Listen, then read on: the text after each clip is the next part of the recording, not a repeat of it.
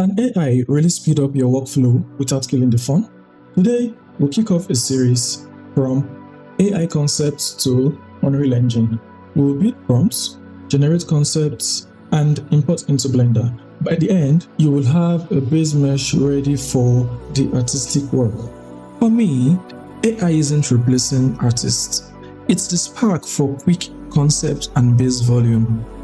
We take over the expert work, like refining silhouettes, building clean topology, adding intricate details, handling UVs, texturing inside of Substance Painter, and then optimization for Unreal Engine.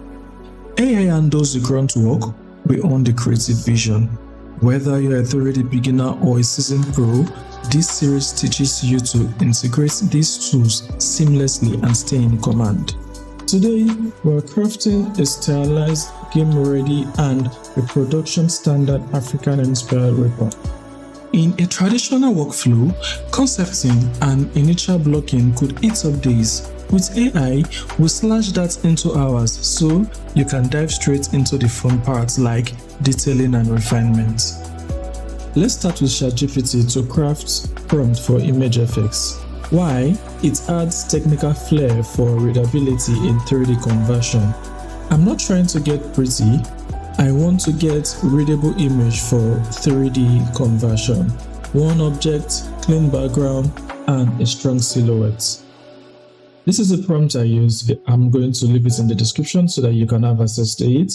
See what it did. It gave me the technical language I need. Not that direct prompting does not work in this other platform, but this refines it for better results. You see, I have various versions of a particular thing I want. Okay, now let's feed our prompt into ImageFX for quick concepts. Key criteria you should take note of is strong silhouettes, front side visibility, clean edges, no occlusion. Okay, readability over drama. Okay. So now I'm going to copy any of the prompts here, right? Copy, and then I'll open ImageFX, and then I'm just going to paste it here, and then click on create. Okay, I've already done all this, so I'm just going to show you what I have in my assets.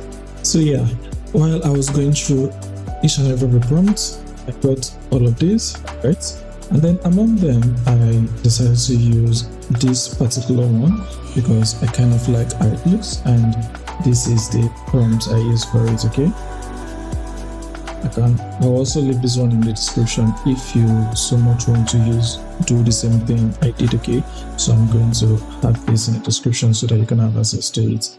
And then with that, I'll just I'm going to download the image, and then I'll switch to Tripo.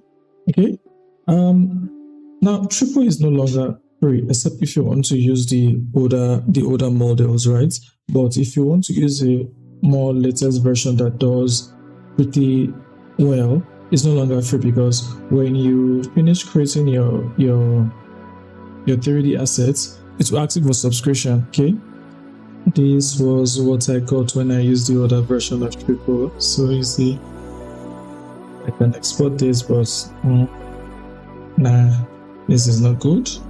Let's see. And then when I used the latest version of Tripo, it gave me something better than that, but still, yeah.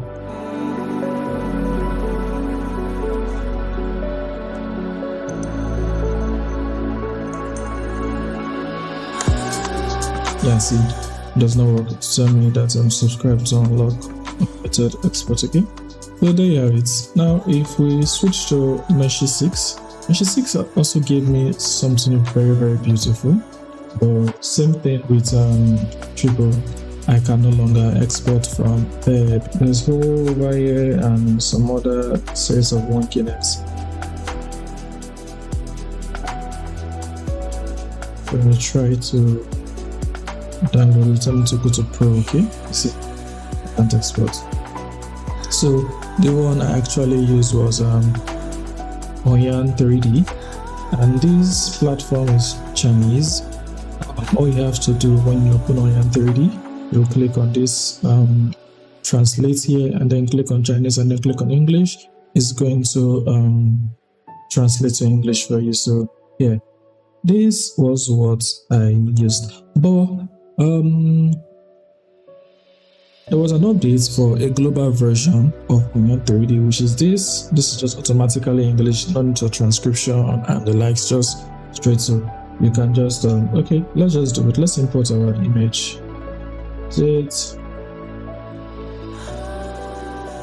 Okay, let's import our image down to it, and then okay, so I feed my image into Hunyuan 3D, and then I think 500k is nice. Yeah, it's okay. And then just click on generate now, and then it's going to generate. Okay, so here we have it.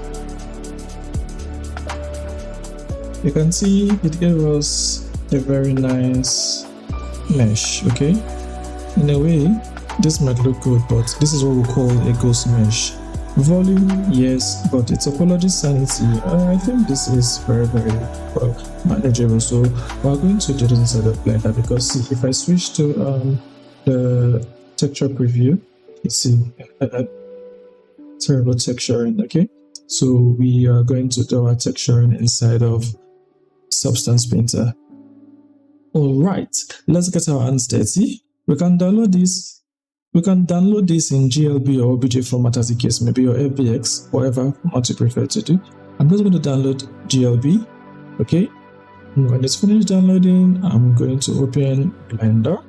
So this is Blender 4.5.3, and upload file, imports, GLTF. Okay, navigate to where we have our downloaded file, and then voila, here we have it. Part 1 is done, the base mesh is ready. In part 2, I will show you the human touch, how we build a clean professional mesh on top of this base mesh. Okay, subscribe if you want to follow the full journey. Watch out for part 2. Also comment below which AI generator you enjoy using, and what kind of African inspired assets should we do next. Download the prompt template in the description, and also the links to the various AI platforms I mentioned.